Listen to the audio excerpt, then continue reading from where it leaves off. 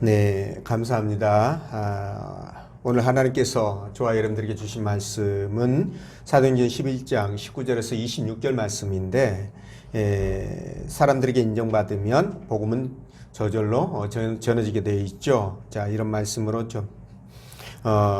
이런 제목으로 말씀을 전할 때 우리 주님의 크신 은혜와 사랑이 함께하길 원합니다.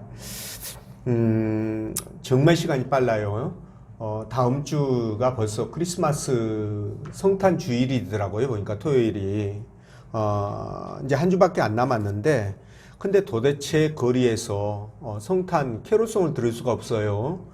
추리도 뭐 그렇게 흔치 않고, 별로 안 보이는데, 이 세상이 왜 이렇게 삭막하게 변해가는가, 이런 생각을 하면서 정말 안타깝다, 이런 마음이 들었는데, 코로나 이후에도 이게 대수로 이렇게 굳어갈지 아니면은 이전 상태를 회복할지 이건 잘 모르겠지만, 불행하게도 제 예측은 이전 상태로는 안 돌아갈 것 같다.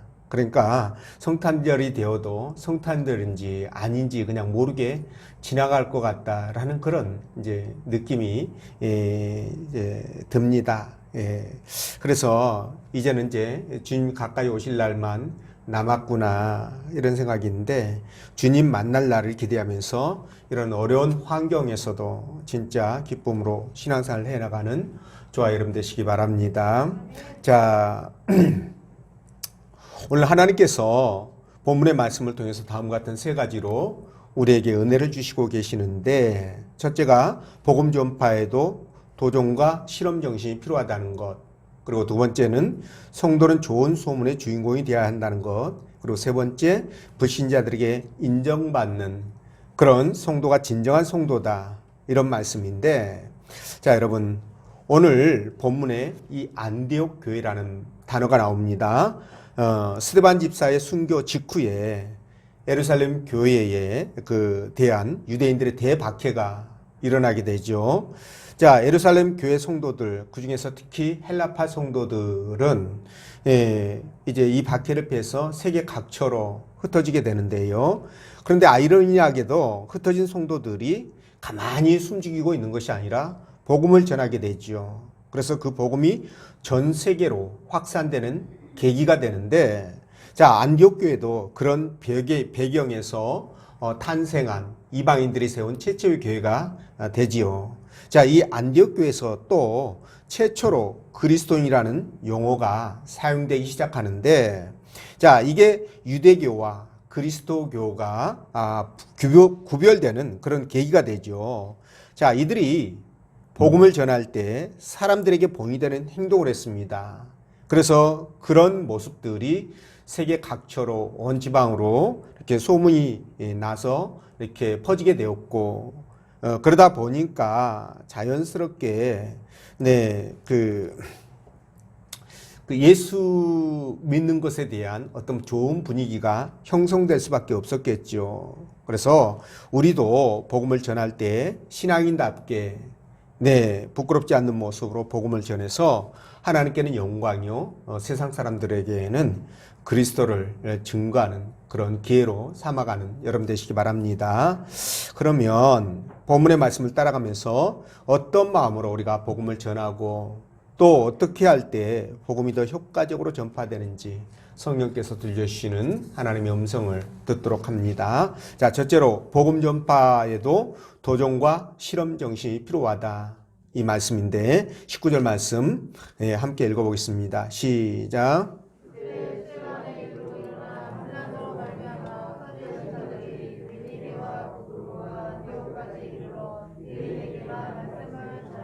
아멘. 자, 스데반이 성령이 충만해서 제사장들과 유대인들의 협박에도 굴하지 않고 담대하게 복음을 전하다가 돌에 맞아 죽는, 순교하는 그런 일이 발생합니다. 자, 한번 피맛을 본 이 유대인들이 그 여세를 몰아서 대대적으로 기독교인들을 핍박하고 나서는데, 이에 우리 믿음의 선배들은 그 핍박을 피해서 세계 각처로 흩어져 가지고 복음을 전하기 시작하지요. 자, 그들이 복음을 전하면서 우리가 흔히 생각하면 뭐 남녀노소 뭐 인종과 민족을 구별하지 않고 열심히 복음을 전했을 것이다라는 생각을 하는데요. 근데 오늘 본문의 말씀에 기록되어 있는 것처럼 그들이 유대인에게만 말씀을 전했다. 이렇게 기록을 하고 있습니다. 그러니까 유대인들에게만 복음을 1차적으로 전한 거예요. 근데 여러분, 왜 저들이 유대인들에게만 복음을 전했을까? 이걸 생각해 보면 여러 가지를 생각하게 하는데, 그 첫 번째가 아직도 구원은 받았지만 그래도 이 할례를 받아야 된다라고 생각하는 유대인들, 그렇죠? 그런 뿌리 깊은 이 선민 의식이 그들 마음속에 자리 잡고 있었기 때문에 그런 것이 아닌가, 이런 생각을 해볼 수 있어요. 자, 그러나 사도 바울도 이 전도를 다닐 때 수많은 곳에 다녔지 않습니까? 세계 각처에. 근데 우선적으로 사도 바울도 유대인들의 해당에 들어가서 말씀을 강론하셔요.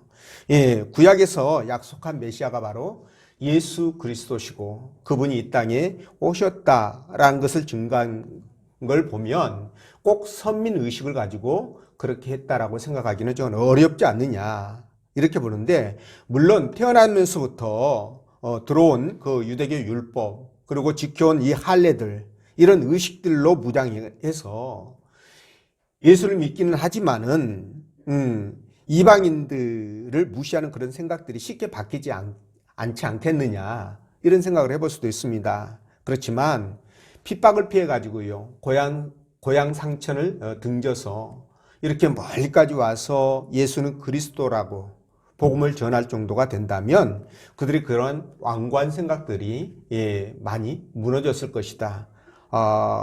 그렇게 봐야 되겠지요. 또 예수 믿고 하나님 나라 자녀로 되었다고 한다면 여러분 어떨까요? 성령께서 인도하시지 않습니까? 그렇죠? 그렇기 때문에 그들이 이렇게 복음을 전하는 것도 하나님의 뜻이라고 우리가 봐야 됩니다. 왜냐하면 로마서 11장에 볼 때 하나님이 유대인들을 버리지 않았다라고 말씀하시거든요. 네, 잠시 잠깐 그들의 시기로 인해서 이방인들 구원하는 것이라고, 그렇게 시기심을 유발하기 위해서 구원하는 것이라고 말씀하시잖아요. 그러면서 마지막 때에 온 이스라엘 백성들을 구원할 것이다, 이런 말씀들을 볼 때에도 유대인들에게 복음을 전하는 것이 맞습니다. 그래서 이런 말씀들을 종합해 보면 유대인들의 해당에 들어가 복음을 전하는 것은 하나님의 뜻이었고, 그리고 또 하나, 그들은 율법과 하나님에 대해서 다른 민족들에 비하여 어떨까요? 공감대가 굉장히 높겠죠. 그래서 복음을 전할 때 복음으로 그들에게 다가가면 효과적으로 그들을 얻을 수가 있다라고 생각했기 때문에 그렇게 전했을 것으로 추정이 됩니다. 자, 그런데 그 가운데서도요, 이 흩어진 성도들 가운데 구브로와 구레네 사람들이 헬라인에게도 복음을 전했다, 이렇게 말씀합니다. 자, 근데 이 구브로 사람 또는 구레네 사람은 다 이방인들이잖아요. 근데 이들이 헬라 사람들에게 복음을 전했다고 그러는데, 이거는요, 지금까지 그 누구도 상상할 수 없었던 그런 일들이었었어요. 네, 아니 베드로조차도 아직 이방인들에게 복음을 전하지 못하는 그런 상황이었었어요. 그리고 사도 바울도 이 일이 있기 훨씬 이후에 그가 이방인들에게 복음을 전했다는 것을 볼 때, 지금 이들이 이방인들에게 복음을 전했다는 것은 정말 놀라운 일이 아닐 수가 없습니다. 그래서 이거는 성령께서 그들의 마음을 붙드시고 감동을 주시지 않았다면 할 수 없는 일이다, 저는 그렇게 생각을 하거든요. 자, 그래서 복음을 전해들은 이 이방인들에게 주의 손이 함께 하셨다고 그랬죠. 다시 말하면 하나님께서 함께 하심으로 수많은 사람들이 예수 그리스도를 영접하고 하나님께 돌아왔다, 이것을 갖다가 우리가 알 수가 있는데, 여러분, 그래서 사도 바울도 전하기 이전에, 이방인들에게 복음을 전하기 이전부터 이렇게 이방인들에게 소수의 무리지만 복음을 전했다라는 것은 정말 굉장한 도전이고 실험 정신이 뛰어난 사람들이다, 이렇게밖에 말할 수가 없습니다. 자, 여러분, 우리는 여기에서 정말 중요한 사실을 발견하게 되는데, 그게 뭐냐면 복음을 전하는 데 있어서 기존의 생각과 어떤 관념을 뛰어넘어 가지고 새로운 도전 정신, 그리고 실험 정신이 필요하다는 것, 이것을 우리가 느끼게 된다는 겁니다. 자, 그런데 여러분, 우리가 그렇게 해야 되는 것이 뭐냐면 바로 우리 예수님도 이 땅에 오신 목적이 천국 복음을 전하기 위함이었지 않습니까? 그렇죠? 근데 예수님이 복음을 전할 때 완전히 새로운 발상으로, 그렇죠? 새로운 비전으로 복음을 전하셨어요. 예를 들자면 이런 겁니다. 내가 의인을 부르러 온 것이 아니요 죄인을 부르러 왔노라. 여러분, 이런 생각은요, 당시 유대인들은 도저히 할 수 없는 그런 생각들이고 발상이었어요. 네, 뿐만 아니라 유대인들이 접촉하는 것 자체를 죄라고 생각해서 아예 세리나 죄인들이 있으면 막 돌아가죠. 그들하고 접촉하지 않으려고요. 그런데 예수님은 어떻게 했습니까? 보란 듯이 그들에게 가서 접촉하고 형제로 그렇게 삼아서 그들에게 구원을 베풀지 않습니까? 이걸 보면서 유대인들이 뭐라고 그래요? 보라, 먹기를 탐하고 포도주를 즐기는 사람이요 세리와 죄인의 친구라, 이렇게 비난하지 않습니까? 그러니까 이것도 당시에서는 사람들의 완전히 발상을 뛰어넘는 새로운 시도였다라는 것을 알 수가 있어요. 이것뿐만이 아니라 예수님의 사역 전체를 볼 때 바로 이런 사역들이 연속되었다라는 거죠. 그러니까 예수님은 바로 뭐예요? 기존의 생각, 사고를 뛰어넘는 새로운 발상, 새로운 생각으로 복음을 전했다는 것을 우리가 느끼게 되는데, 자, 여러분, 이 모든 것들은요, 기존의 관념과 어떤 가치 체계를 벗어나서 새로운 각도에서 접근했을 때 그 새로운 것들이 탄생하고 발견되게 되거든요. 지난번에도 여러분들에게 한번 말씀드렸던 것처럼 우리가 누리는 이 과학 문명의 이기들 말이에요. 핸드폰 같은 거 보면 얼마나 대단합니까? 근데 이런 것들을 발명한 사람들은 기존의 생각으로 접근하지 않습니다. 새로운, 전혀 누구도 예상하지 못한 그런 새로운 각도에서 문제의식을 가지고 접근하거든요. 여러분, 에디슨이 달걀을 품었다는 얘기 여러분 많이 들어보셨잖아요. 그게 뭐예요? 보통 사람이 할 수 없는 거잖아요. 근데 그런 발상을 통해서, 그런 생각을 통해서 그렇게 문명의 이기들이 쏟아져 나왔던 것이죠. 자, 오늘날 각 나라마다 이 벤처 사업을 굉장히 권장하죠. 이 벤처 사업이라는 것은 기술 하나로 승부를 거는 건데, 새로운 기술을 가지고, 젊음 가지고, 생소한 분야에 진출해 가지고 신세계를 개척하는 것인데요. 그래서 이 벤처 사업은 굉장히 부담이 크죠. 예, 성공 확률도 그만큼 떨어집니다. 그러나 성공하면 대박이 나잖아요. 여러분, 최초로 이 컴퓨터를 개발했던 사람이 누구냐면, 만들었던 사람이 에커드와 모클리라는 사람이에요. 예, 근데 이분들이 처음에 컴퓨터를 만들었을 때, 지금 우리 노트북 보면 조그마지 않습니까? 태블릿 보면 아주 너무 조그마잖아요. 근데 당시에는 그게 컴퓨터 하나가, 그것도 성능이 아주 낮은, 지금은 저런 컴퓨터하고 비교할 수가 없는 거예요. 그런데도 불구하고 24m 있답니다. 무려 컴퓨터 길이가 24m. 방 하나에다가 컴퓨터 한 대를 채워놓는 거예요. 큰 방에다가. 예, 여기보다 더 큰 거예요. 여기 2배 이상 되는 곳에다 컴퓨터를 채워놓게 되는데, 자, 그런 식으로 만들었지만, 그러나 그것이 그때 당시에는 아주 최상의 발명품이었던 것이죠. 자, 이렇게 우리도 복음을 전할 때나 신앙생활 할 때, 특히 사람들끼리 접촉하기 어려운 이 코로나 시대에는 더더욱 이런 벤처 정신, 그리고 새로운 도전 정신, 네, 이런 것들이 정말 필요하다는 거예요. 물론 이제 우리는 이제 그 신앙적인 문제를 다루기 때문에 신앙적으로 문제가 없는가, 또는 신학적으로 문제가 없는가, 이런 것들을 살피고 점검하는 것은 필요하겠지요. 그러다 보니까 이제 그게 결코 쉬운 문제는 아닌데, 그럼에도 불구하고 한 가지 당위성이 있어요. 반드시 해야 될 거. 그건 뭐냐? 어떤 일이 있어도 복음이 전해져야 한다는 것입니다.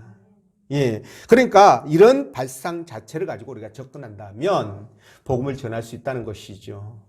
그래서 사도 바울도 빌립보서 1장 18절에서 뭐라고 말씀하시냐면, 자, 어떤 방식이든지 복음만 전해진다면 나는 기뻐하고 또 기뻐할 것이다, 이렇게 말해요. 그때 이제 그 말씀에 배경이 있거든요. 사도 바울이 감옥에 갇히니까 사도 바울을 시기했던 사람들이 막 열심을 내가지고 내가 이기에 열심히 사도 바울보다 더 많이 전도해가지고 그의 코를 납작하게 만들어주자 막 이런 이제 그 배경이 있어요. 그 얘기를 듣고 사도 바울이 한 거예요. 어떤 방식이든지 어떤 의도든지 복음을 전해서 그 믿는 사람들이 많아진다면 내가 기뻐하고 또 기뻐할 것이다. 이런 얘기예요. 자, 그래서 말이죠. 이렇게 우리가 그런 관점에서 보면 새로운 도전, 새로운 실험 정신 이런 발상들이 좀 필요하지 않겠느냐라는 건데, 자, 코로나가 종식되면 우리가 다시 옛날로 회복해야 되겠죠. 세상이 어떻게 반응하든 상관없이 우리가 해야 될 부분들을 해야 된다고 생각하는데, 정부가 위드 코로나 선언했다가 또 취소했습니다. 원체 7,000명 이상 막 이렇게 연일 계속되다 보니까 정부의 심정도 이해를 합니다. 네, 취소해가지고, 네, 식당 모임도 6인까지만 가능해지고, 막 이런 식으로 돼가지고, 앞으로 어떻게 될지 또 장담할 수 없는 상황인데, 그럼에도 불구하고 우리는 마음의 준비를 내서 언제든지 복음을 전할 수 있도록 새로운 발상으로 이렇게 우리가 접근했으면 좋겠다. 실험 정신을 가지고 접근했으면 좋겠다. 이런 생각을 해봅니다. 우리들의 지혜가 모아져야 할 때라 이렇게 생각을 하는데, 네, 여러분들이 그렇게 생각을 하시고 한번 연구를 해보시길 바랍니다. 그리고 두 번째는 성도는 좋은 소문의 주인공이 되어야 된다. 22절 말씀인데 읽어볼까요? 시작.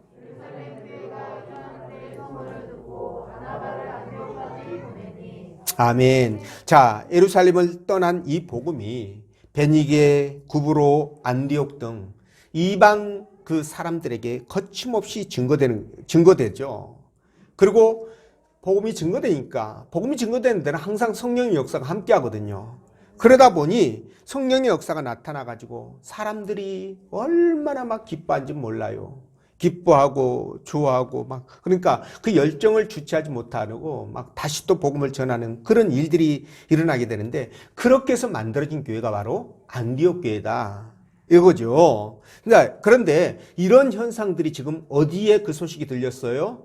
예루살렘 교회까지 들려지게 됩니다. 자, 이에 예루살렘 교회는 바나바를 안디옥 교회로 파송하죠. 그래서 무슨 일이 일어나고 있는지를 확인하고 싶은 거예요. 그런데 이방인들에게 복음이 전해지자 그들도 우리와 똑같이 성령 체험을 하고 성령의 역사를 경험하고 그리고 그들이 막 변화되어져서 너무나 그렇게 기쁘고 감사하는 마음으로 살아간다는 소식을 바나바가 아마도 예루살렘에 전했을 것입니다. 자, 그런데 여러분, 성령이 저들에게 임했으니까 저들 모습이 사람들에게 어떻게 비춰졌을까? 아, 저 사람들은 미친 것 같다. 저 사람들은 미쳐가지고 상종할 종자들이 아니다. 뭐 이렇게 반응했을까요? 저는 절대 그렇게 생각하지 않습니다. 왜냐하면 하나님에게 미치면, 성령에 미치면 그 사람은 지극히 정상적이고 다른 사람들보다 모든 면에서 본이 되는 그런 사람으로 변화되거든요. 선한 모습으로 변화된다는 거예요. 보십시오. 하나님의 속성을 볼 때 하나님 속성 자체가 그렇잖아요. 성령도 하나님이신데 그 하나님이 임재한 그곳에 당연히 사람을 살리는 역사, 귀신이 쫓겨나고 죽을 병이 치유가 되고, 그리고 저들의 마음속에 기쁨과 평강이 임하는 것을 불을 보듯 뻔한 거 아니겠습니까? 그렇죠? 그러다 보니 그들이 마음 가운데 절망과 낙심 속에 빠져있는 사람이라고 할지라도 어떻게 될까요? 새로운 희망을 갖게 되고, 자기보다 약하고 불쌍한 사람들을 보면 도와주고 싶은 측은지심이 발동하는 것은 당연합니다. 왜냐하면 그게 하나님의 속성이기 때문에 그래요. 성령의 속성이기 때문에 그렇습니다. 저도 성령의 강력한 어릴 때의 역사를 경험하고 나서 너무 세상이 좋은 거예요. 근데 그때 당시 제 사정이 굉장히 안 좋았거든요. 너무너무 힘들었거든요. 그래서 정말 그 고통 속에서 교회를 찾게 되었는데, 근데 성령이 역사하다 보니까 그 어려움과 고통을 초월할 수 있는 힘이 생기더라고요. 그래서 전혀 걱정이 되거나 두려움이 오거나 그런 게 사라지게 돼요. 이게 성령의 역사입니다. 그리고 너무 좋다 보니까 미친 듯이 복음을 전하게 되고, 나보다 더 그런지 어쩐지 모르겠지만 사람들을 보면 측은한 마음이 들게 되고요. 그래서 도와주게 되고 최소한의 생활비만 빼고 나머지를 전부 다 하나님 앞에 드려도 생활이 어려움이 없는 거예요. 기쁨이 넘치는 거예요. 그런 상황들로 바뀌어가거든요. 이게 성령의 역사입니다. 그래서 성령의 역사는 반드시 아름답게 나타나요. 그러니까 아름답게 나타나지 않는 것은 성령의 역사가 아니다. 이렇게 보셔도 됩니다. 건강하고 아름답게. 이게 성령의 역사니까. 그래서 그 소문은 널리 널리 퍼질 수밖에 없다. 맞지요? 자, 헬라인들이 예수를 영접하고 성령의 역사를 체험했다는 소식, 이 좋은 소식이 널리 널리 퍼져서 예루살렘 교회까지 들려지게 되었잖아요. 그런데 보통 이제 이런데, 그러나 여러분 사람들이 성품이 악하잖아요. 근데 보통 보면 좋은 소식은요, 잘 전달이 안 돼요. 근데 나쁜 소식은 얼마나 전파가 빠른지 몰라. 그런 경우들 우리 많이 보지 않습니까? 그렇죠? 교회 안에서도 나쁜 소식은 관심이 많아. 그랬대? 그랬어? 좋은 소식은 듣고 흘러버려요. 샘나가지고. 예수 믿는 사람들이 그러면 안 되잖아요. 그러니까 이런 것들이 이런 게 우리의 본능이에요, 사실은. 근데 그 본능을 억누르고 선한 방향으로, 하나님 기뻐하는 방향으로 살아가게 하는 것이 바로 성령의 능력이거든요. 그래서 우리가 성령의 충만함을 받아야 되는 겁니다. 자, 여러분, 그런데 우리 믿는 사람들은 세상 사람들의 관심이 대상이 될 수밖에 없다는 거 여러분 아세요? 그러니까 세상 사람들이요, 아니 불교나 천주교나 딴 종교를 갖고 있는 사람들이 별짓을 해도 관심이 없어. 비난하지 않아요. 근데 예수 믿는 사람들이, 목사님들이 뭐 잘못하고 막 실수하면은 코로나 오미크론 뭐 신고 뭐 어쩌고 얼마나 비난하고 이렇게 나팔을 부는지 몰라요. 근데 여러분 그거를 기분 나쁘게 생각할 필요가 없어. 왜냐하면 하나님께서 이미 그거를 말씀해 두셨어요. 그게 어디냐면, 자, 고린도전서 4장 9절인데 이렇게 되어 있습니다. 내가 생각한데 하나님이 사도인 우리를 죽이기로 작정된 자 같이 끄트머리에 두셨음에 우리는 세계 곧 천사와 사람들에게 구경거리가 되었노라, 이렇게 말하거든요. 근데 이 구경거리라는 말이 본보기란 말로 바꾸는 게 더 좋을 것 같아요, 해석상. 근데 이게 그러니까 우리가, 하나님께서 우리들을 뭐예요? 세상 사람들에게 본보기로 두셨다는 거예요. 그러니까 우리는 본보기잖아요. 샘플이잖아요. 그러니 세상 사람들이 우리 샘플을 보면 샘플이 잘못되면은 이 샘플 불량이네, 저런 걸 가지고 우리한테 팔아먹으려고 그러네, 이럴 거 아니겠어요? 당연한 거예요, 반응은. 하나님이 그렇게 본보기로 두셨기 때문에, 마치 운동선수나 그 카메라 셔터, 그를 받는, 대중의 관심을 받는 연예인이나 뭐 탤런트나 배우나 이런 사람들처럼 만들어놨다는 거예요, 우리를. 그렇기 때문에 이 말이 뭐예요? 너희들은 매사에 조심하고 또 조심해서 하나님 말씀을 따라 살며 하나님께 영광을 돌리는 삶이 되어라, 이 말 아니겠어요?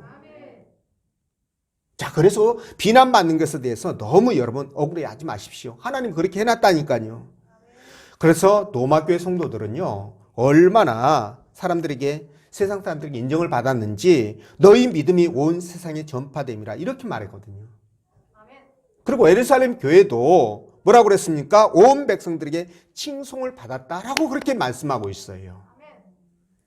이해가 되시죠? 반대로 고린도 교회는 어떻게 됐을까요? 고린도 교회는요, 나쁜 소문들, 분쟁과 갈등의 소식만이 멀리 퍼져나갔지요. 네, 이 안 좋은 소식, 이 안 좋은 소문, 이 소문들을 들을 때 하나님이나 사도 바울이나 그리고 우리 믿음의 형제들이나 얼마나 가슴 아팠겠어요. 우리도 매스컴에 나오는 그런 안 좋은 소식들을 들으면 가슴 아프잖아요. 그와 똑같을 거라고 생각하는데, 그런데 그렇게 나쁜 본보기로 이렇게 드러나면 좋을 일이 없어요. 여러분, 엘리 제사장의 두 아들 아시잖아요. 홈리와 비누아스. 그들이 나중에 어떻게 됐습니까? 아주 진짜 독놈이라고 소문났어요, 이 사람들에게.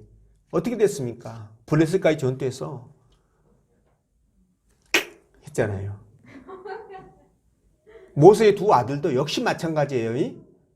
불로 태워 죽임을 당하고 맙니다, 여러분. 그러니까요, 우리는 좋은 소문의 주인공이 되도록 노력하셔야 돼요.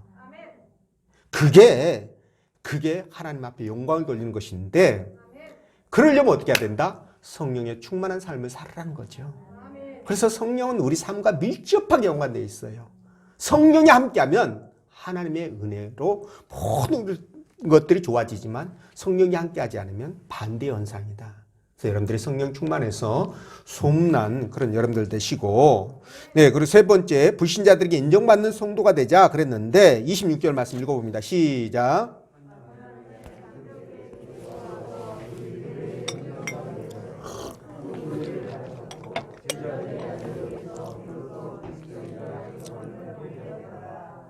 아멘. 자, 복음을 받을 때 전도자를 모르면 그 사람 말만 듣고 내가 판단하게 되죠. 그렇죠? 근데 그 전도하는 사람을 내가 잘 안다면 어떻게 될까요? 아이, 저 사람이 평소에 아이 개떡 같았지. 야, 저것이 그래도 예수 믿고 복음을 전한다고 전하는데 야, 진짜 네 행동이나 똑바로 하고 전해라. 이렇게 할 거 아니겠어요? 그렇죠? 자, 그래서 전도자가 평소에 사람들에게 인정받는 것이 너무너무 중요하다. 이 부분을 우리가 알 수가 있는데, 여러분 보세요. 예루살렘에서 파송된 이 바나바가 다소에 가죠. 다소는 바울의 고향이에요. 근데 다소에 갔을 때 이 바울은 하나님 앞에 성령의 은혜를 받고 다메섹으로 갔잖아요. 거기에서 어디로 아라비아로 갑니다. 3년 동안 기도하다가 돌아와서 고향에 쉬고 있는데 그걸 찾아간 거예요. 데리고 와서 안디옥 교회에서 서로 뭐예요? 새신자들을 가리키면서 성경으로 가리키면서 그들과 함께 했는데, 여러분 그때 사람들에게 얼마나 선한 영향력을 미쳤는지, 예, 사람들이 그 안디옥 교회 교인들을 보면서 야, 저 사람들은 그리스도인들이야, 이렇게 얘기를 했다는 거예요. 그렇게 불렀다는 거예요.